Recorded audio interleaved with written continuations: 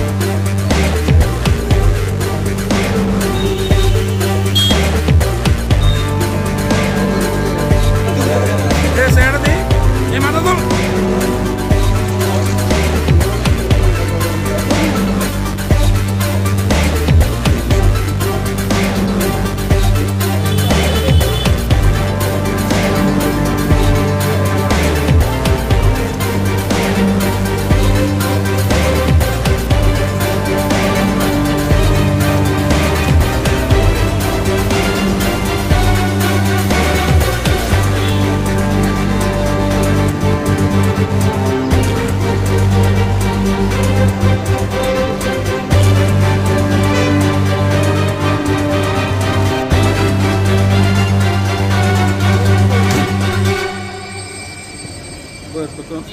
43 এই বাবার নাম কি লিখিতা হের? সুবুত আচার্য।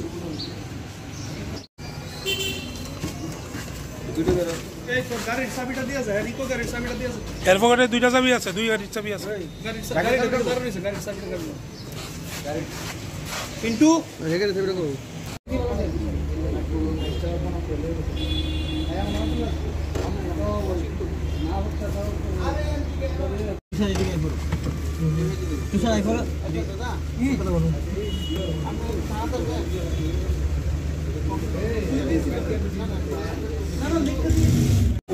আমার একটা প্রোগ্রাম ছিল লাইভ টেলিকাস্ট অনুকূল ঠাকুরের বাইপাসের মনেনগর বাইপাসের আমরা এটা লাইভ টেলিকাস্ট করছি। পুলিশেরা প্রায় রাত্রি হয়ে গেছে 12টার সময় বসে গেছি, এসে পরে তো আমরা মার্কান বসে গেছি, সেরা আমরা বয়ে গেছি। এমনিতে আমরা যে দাদা আছে দাদা ফোন করছে, গাড়ির ড্রাইভারকে ফোন করছে, গাড়ি ড্রাইভারে ফোন করছে পরে গাড়ি ড্রাইভারে করেছে তাল বাহানা করতেছে আম্মু আইতাছি এটা করতে করতে প্রায় আড়াইটা বেড়ে গেছে। এবার আমরা বয়ে দিচ্ছি, এরপরে হ্যাঁ আইসি এসে বলতে হ্যাঁ আমি জাস্ট জিজ্ঞেস করলাম যে ভাই তোমার তো দেরি হয়েছে দিলি মানে আমার কথা বলছে না ওই সেরা। তারপরে দিয়া আমি বলছি ঠিক আছে ভাই দিচ্ছে না হ্যাঁ বুঝতে পারবে যেন পরিবারও আছে তারা স্বেচ্ছাসেবী তারা আছে, তারা আসে তারা বলবে নিচে করে দিচ্ছে। এবার আমরা মতো করেছিল গাড়িতে জিনিসপত্র নিয়েছিলাম অন্যজনের গাড়িতে করে জিনিসপত্রগুলি আয় করতে হচ্ছে পড়বে। হঠাৎ করে দেখি যেই ড্রাইভারটা লোকে মানে তর্ক বিতর্ক করছিল ওই ড্রাইভারটা কিন্তু 4-5 জন গোলাবান নিয়ে গেছে একটা ইকো গাড়ি থেকে। ঘুরে এসে আমরা ধাবা করতেছি। এবার আমরা তো আয় করতেছি আয় করছি আইআইটি এসে সবাই যার জন্য আইতেছি। আমার কালিগো আছে, কালিগোর কাছে আমরা 4-5 জন আসলাম। আমরা তার আধার মতন বাইক চালাই গেছে। এবার আমিও আস্তে আস্তে চালাই গেছি। হঠাৎ করে ঠিক সিদ্ধি আশ্রমের নিউজ সিটার একটু সামনেই হঠাৎ করে একটা গাড়ি এই গাড়িটা আইসে ধরুন করে আমার বাড়ি মারছে বাইকের মধ্যে। বাইকের সঙ্গে সঙ্গে ঘুরে গেছিল পড়ছি করে দেওয়া গাড়ির থেকে নেমে সেটা মানে যা পাই আমার যতটুকু বাড়ছে, হ্যাঁ, হেলমেট দিয়া, তারপরে গাড়ি যে রড দিয়া পিঠের মধ্যে মারছে, মানে এটা এসে ঘুষে নিয়ে মানে যা খুশি তা করছে। কতজন ছিল? প্রায় 5-6 জন। প্রচণ্ড বড় মারছে, এখন আমি শ্বাস ফেলতে পারি না, প্রচণ্ড দেখা আবার পিঠে দেখা পায়ে একদিকে ফালাইছে আগুন চালাই দেয়। এই যে মাথার মধ্যে যে আঘাতগুলি মানে কি দিয়ে আঘাত করা হয়েছে? তারা রড দিয়ে মারছে, এবার ঘুষি দিচ্ছে, হ্যান্ডেল দিয়ে মারছে, মাথা মানে যেমন পারে এমন মারছে। এখন অবধি কাগজের চিনতে পারছেন বা এই বিষয় নিয়ে থানাতে কোনো অভিযোগ হয়েছে? থানাতে অভিযোগ হয়েছে, ওখান দেখা যায়। আপনার নামটা কি? আমার নাম সুজিত আছে।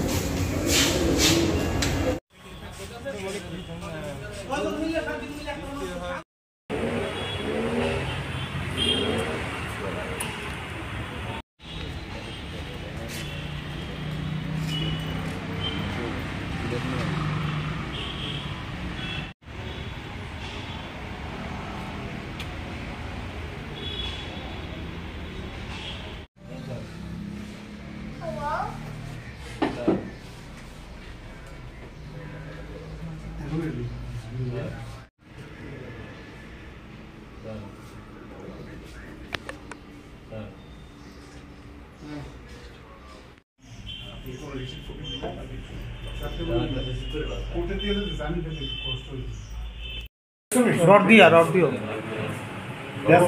সে তার ডিফিসে যদি তার না মোবাইলে না রিটার্ন দিব আইসা দিয়ে দিব। আচ্ছা শুনো, আমি ত্রিপুরা ফটো জার্নালিস্ট অ্যাসোসিয়েশন থেকে আজকে আমরা আমতলী পিএসএ আমরা আইছি বিকজ অফ আমরা সঙ্গী, আমরা সাথী, আমরা মেম্বার টিপিজের সুজিত আচার্যি, সে কালকে রাত্রে আক্রমণের শিকার হয়। কিছু 6 থেকে 7 জন দুর্বৃত্ত তাকে মানে হঠাৎ করে সেটা চেস করে তার বাইক ধাক্কা দিয়ে ফেলায় দেয় এবং তারে প্রচণ্ডভাবে মারে। সে এখনও ট্রমার মধ্যে আছে, সে জীবিত আছে, তার সিটি স্ক্যান এবং আরও বিভিন্ন আনুষঙ্গিক পরীক্ষা চলছে। তো এখন সমস্যা হইতেছে যে আমরা রাত বিরেতে বিভিন্ন সময়ে অ্যাসাইনমেন্টে বেরিতে হয়, বিভিন্ন কাজ করতে হয়। আমরা যদি আক্রান্ত হই নিউজের কারণে, তো আমরা নিউজটা কে করব? এবং চতুর্থ স্তম্ভ বললে আমরা খুব শুনি যে এটার খুব পাওয়ার এবং অনেক এটার স্ট্রেংথ আছে। কই, আমি তো কাগজে কলমে এটা তো দেখতেছি, কাগজে কলমে চতুর্থ স্তম্ভ, এটা তো সেই অর্থে চতুর্থ স্তম্ভের কোনো প্রভাব আমি দেখতেছি না। যেভাবে বাড়তেছে, রিসেন্টলি বিভিন্নভাবে সাংবাদিক আক্রান্ত হইতেছে, সুজিত তারই একটা নমুনা মাত্র। এবং সে প্রচণ্ড মৃতভাষী এবং সহজ সরল ছেলে, তার মতো লোক যদি আক্রান্ত হয় তাহলে আর এই প্রফেশন আগামী দিনে আমার মনে হয় থ্রেটের মুখে। এবং এই প্রফেশনে থেকে কতদিন কীভাবে সম্মান নিয়ে কাজ করা যাবে তা নিয়ে আমার প্রশ্ন আছে। আমরা আজকে আমতলী থানাতে ডেপুটেশন দিছি এবং দোষীদের খুব কঠোরতর মানে শাস্তির লেগে আমরা আবেদন জানাচ্ছি। আধিকারিকের কি বক্তব্য, কি বলেছে উনি? ওরা তো অলরেডি অ্যারেস্ট করছেন এবং কোর্টে চালান করবেন এবং ওরা কইছেন যে ওদের পক্ষে লিগেলি যা স্টেপ নেওয়ার সব নেবেন। Thank you.